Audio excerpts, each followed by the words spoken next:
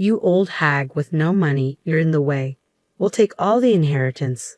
Get out now." Right after Dad's funeral, my brother's wife kicked Mom out. I couldn't believe what my sister-in-law had said. This was just too cruel. I was furious and about to lash out at my brother and his wife, but Mom stopped me. She whispered in my ear, "That girl, she's stunned for." I looked at Mom, confused, not understanding what she meant. "My name is Bonnie. I'm just an ordinary office worker at a small to medium-sized company. My family's home is a famous upscale restaurant in our hometown. When people find out, they're always surprised. They can't imagine someone as plain and unnoticeable as me being associated with fine dining. In reality, I have little to do with that restaurant now." My brother, Riley, followed in Dad's footsteps as a chef, and his wife, Alida, helped run the place. It's clear they will take over the restaurant, and there's no role for me. Dad was a chef and entrepreneur who made the restaurant famous in just one generation. In a word, he was a go-getter. He was tough at work, so I think it was hard on Mom, my brother, and his wife who worked with him. But away from work, Dad was a loving family man who made people laugh with his jokes. I loved Dad for that. Then one day, I got a call from Mom at work. "Your father has collapsed. Come to the hospital right away." I could tell from Mom's voice that Dad's situation was serious. I rushed to the hospital. When I arrived, Mom and the doctor were talking, looking very serious. "Mom, is Dad okay?" I asked after the doctor left, not knowing what was going on. Mom was looking worriedly at Dad, lying in bed and stroking his hand. His hands were thick and hard like a craftsman's. I love Dad's hands. "He's not in immediate danger, but it seems there will be after effects," Mom murmured, still looking at Dad. The doctor had told her that Dad would probably be paralyzed on his right side. Not being able to move his right hand would be the hardest thing for Dad. Mom and I sighed, unable to talk any further. "Is my father-in-law okay?" My sister-in-law's voice echoed in the quiet hospital room. She had rushed over after hearing from Mom. I thought she was worried, but as soon as she heard about Dad's condition and the after effects, her expression changed, and she began to smirk. "Well, he can't cook anymore, so the restaurant is ours now," she said callously. I couldn't believe what I was hearing. The sister-in-law I knew was quiet, never going against Mom, Dad, or my brother, always smiling, always considerate. But the person in front of me now was like a stranger. I couldn't keep up with her sudden change. "That's her true nature. She's been hiding it, I notice. But she's really wicked," Mom said, sighing. I was worried about Dad's condition, but my sister-in-law's behavior was so shocking that I left the hospital that day in confusion. 2 weeks later, Dad was discharged and returned home. Dad's body was now so frail that he couldn't even manage to go to the bathroom or eat on his own. Proud as he was, Dad would sometimes throw tantrums and throw things. Worried about Dad and Mom, who was taking care of him, I went back to my parents' house to help with caregiving whenever I had time. "You're coming back too often. It's annoying." My sister-in-law would make snide remarks every time she saw me, but that wasn't something I could worry about. Mom looked more worn out every time I saw her. She was taking care of Dad's toileting, meals, and baths all by herself, all day long, probably without any time to rest.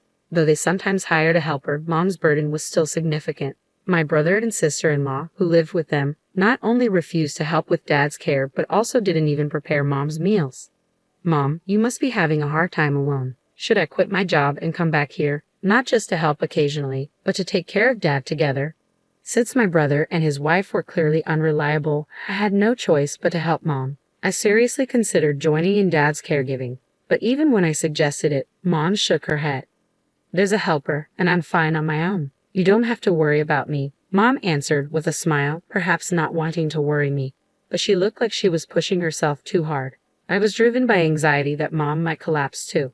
Then the situation took a turn for the worse. Dad, who had become quite disheartened, began to show symptoms of dementia. "Who are you?" Being told that by my own father was quite painful. He used to act so high and mighty, and now he doesn't even recognize his own daughter. How pathetic, my sister-in-law, who happened to peek into the room, sneered at me. Forgotten by Dad or not, her attitude on top of the shock I was already feeling hurt me even more. "Father-in-law smells a bit. If you want to stay in this house, you better behave." My sister-in-law, her face twisted, pinched her nose, and looked at Dad with contempt. Mom completely ignored her. She was probably holding back from reacting to the provocation. My sister-in-law clicked her tongue and left the room. Dad, it's okay. Mom spoke to Dad in a gentle voice, like soothing a child. Thinking about how my parents were being treated so roughly by my brother and his wife, I felt like crying. Dad's dementia continued to progress and his body weakened more and more. It was soon becoming impossible to care for him at home. As I pondered what to do with my parents, my brother, who rarely spoke to me even when I visited home, called me. I answered the phone and complained to him about his wife's attitude, but he brushed off my words and started talking about himself, saying it wasn't important. Then he asked me to help out at the restaurant on weekends. I thought it was very selfish of him, so I told him I would consult with Mom and get back to him, then hung up. I immediately called Mom and relayed the conversation with my brother to her. Mom then explained the reason my brother had asked for my help. The longtime employees and chefs are quitting one after another. Almost no one is left. They all say they can't keep up with the leader's way of doing things. I haven't been to the restaurant in a while, so I don't know the details. Mom was no longer involved in the restaurant's operations, but even while caring for Dad, she was concerned about it. It was a place they had worked hard to build together. There must be a strong attachment, and it was only natural to be concerned. She must also be worried about the employees with whom they had shared joys and sorrows. From Mom's voice, I could sense her disappointment that things had come to this. I'll go help out at the restaurant this weekend. I'll see for myself what's going on, so don't worry. After discussing it with my mom, we decided that Dad would go to daycare while I couldn't help with caregiving that weekend. I changed into an employee uniform in the locker room of my family's restaurant. How many years had it been since I last wore this uniform? I felt nostalgic, but looking around, I didn't recognize any faces.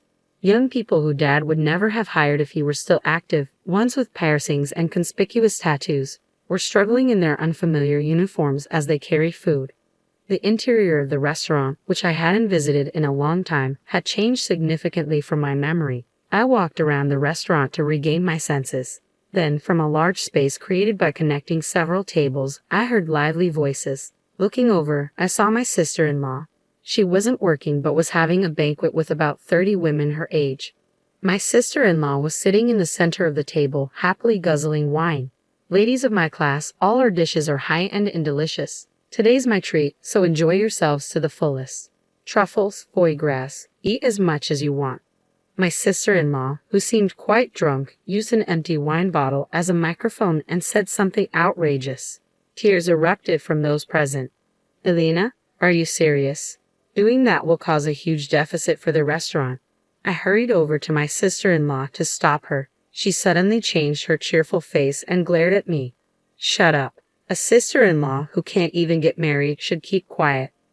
This is my restaurant, so I can do whatever I want, she said, making a dismissive gesture to shoo me away. This is my parents' restaurant. I swallowed those words and left the table.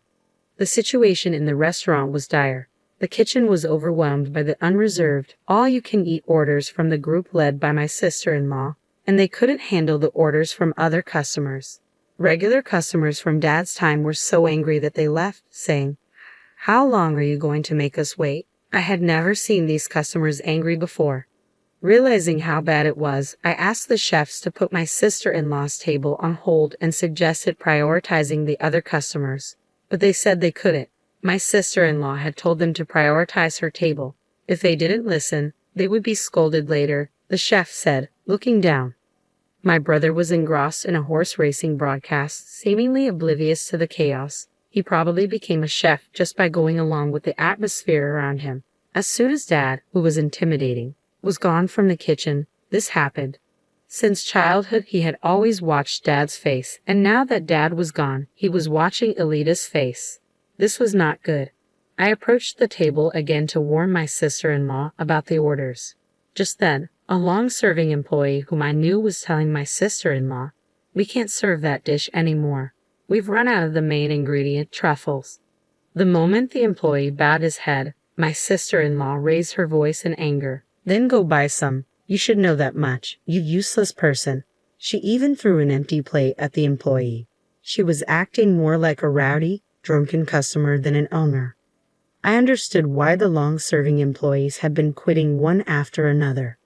I'm thinking of changing the name of this restaurant, The current name is old-fashioned and cliché. I want something more stylish and cool. My sister-in-law turned to her friends, laughing and making such remarks. The restaurant was finished. Dad's once renowned establishment was nowhere to be seen. After finishing my help, I headed to the locker room, wondering how to tell Mom about this situation. She would surely be sad to know about this. Thinking so, my steps felt heavy as I headed home. The next day, when I visited my parents' house, I honestly told Mom about the situation at the restaurant. Mom sighed sadly. I thought it might be like that. My son has been under Elita's thumb since Dad fell ill, and the restaurant can't survive without your father. Tears welled in Mom's eyes, and her lips trembled. Seeing Mom like that, I couldn't hold back my tears either. I'm sorry. If I had been stronger, I could have protected Dad and Mom's restaurant. Mom patted my shoulder, saying it was okay. Let's give up on the restaurant. Mom persuaded me to do the same. After that, I continued to refuse my brother's requests to help at the restaurant. No matter how many times I refused, he kept calling, and his complaints about my sister-in-law began to mix into the conversation. She was still inviting acquaintances and treating them, and the restaurant was facing a huge deficit. They were even struggling to pay for supplies. Furthermore, despite having no money, my sister-in-law insisted on renovating the restaurant into a stylish cafe bar. That has nothing to do with me. I would hang up the phone in the middle of the conversation every time. They could do whatever they wanted with the restaurant. All I wished for was Dad and Mom to live a peaceful life. A few months later, Dad suddenly passed away from pneumonia. Many people came to the funeral of Dad, known for his kindness and inability to refuse requests. Mom greeted the condolence visitors with composure. You must be tired, mother-in-law. Please rest in the back. I'll take care of the guests. My sister-in-law asserted herself at times like this. She probably didn't like Mom taking charge of the funeral, wanting to show she was the face of the family. No, I'm in charge of the funeral, so I will properly greet everyone. Mom sternly rebuked her. Whether overwhelmed by Mom's forcefulness or not, my sister-in-law left the scene with a bitter face. Under Mom's direction, Dad's funeral proceeded smoothly. Chefs who had trained under Dad, familiar regular customers, and many people I knew came and encouraged Mom and me.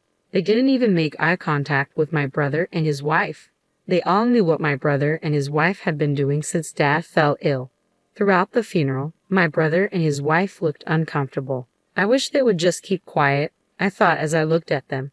When all of your father-in-law's inheritance goes to us, you too should renounce your share. My sister-in-law approached us after the cremation as Mom held Dad's ashes, getting ready to leave. The shop, the house, the money. We'll take all the inheritance. It's only natural since we've been listening to that arrogant old man for so long. Her words were truly appalling. How much more could this woman belittle others after having relied on them for so long? You penniless old woman, you're in the wrong. You should leave the house right away. We're strangers now, so don't contact us. My sister-in-law bared her teeth at Mom too. I was so angry I felt like I was losing my mind. I almost grabbed my sister-in-law, but Mom held my arm and shook her head. It's okay, it's over now, Mom said, looking at me. My sister-in-law laughed and walked away. I felt like running after her and kicking her, but Mom was still holding my hand. When Mom couldn't see Elita anymore, she let go of my hand. Then she looked at my face and smiled. That girl, she's finished. I was puzzled by her words. Mom said nothing more and began to get ready to leave again. You'll understand in time, Mom said, holding Dad's ashes with her usual gentle smile. After that, Mom, who had been driven out of her home, has been living in my condominium. Surprisingly, Mom had saved a considerable amount of money in her name. It seems Dad had been paying Mom a substantial salary, and with that saved money as capital, Mom had been increasing her assets through investments like stocks. This place is too cramped. Let's buy a more spacious condominium, Mom said. She is currently looking for a property for the two of us to live in. 3 months later, a call came from my sister-in-law. Why didn't you tell me about father-in-law's debt? A scary debt collector is sitting in the shop. What are you going to do about it? She screamed as soon as I picked up the phone. Her voice was so loud that Mom, who was next to me, could hear everything. Hearing my sister-in-law's screams, Mom gave a mischievous smile and took the phone from me. Oh, Elita, it's been a while. Your father-in-law was too kind-hearted and became a guarantor for other people's debts. Before we knew it, the debt had grown to a huge amount. I've been repaying it until now, but it's your turn from now on. After all, you're taking all the inheritance, aren't you? Mom spoke with a chuckle. Even though she was laughing, her eyes were cold. Mom must have been harboring quite a bit of anger herself. Mother-in-law, I apologize for everything. Let's live together again and run the shop, please. My sister-in-law changed her attitude and begged. I couldn't believe she could say such a thing. I never want to deal with you two again. Mom's voice was colder than I had ever heard. She ignored my sister-in-law's screams and hung up the phone. Block her calls, please. Mom smiled as she handed the phone back to me. We had already purchased a new condominium and started our new life there. Of course, my brother and his wife don't know the location, so we'll probably never see them again. Later, through local acquaintances, I learned that my family's restaurant had closed. My brother and his wife had lost the shop and the house to debt and were left penniless. They still have remaining debts, so they are now working from morning to night at a chain restaurant in the old apartment where they live. The voices of the couple berating each other can be heard echoing. Meanwhile, Mom and I finished observing Dad's third death anniversary and dined at a restaurant opened by Dad's top disciple. The food tasted just like what Dad used to make. That night, we talked about memories of Dad and enjoyed a feast of gourmet dishes to our heart's content.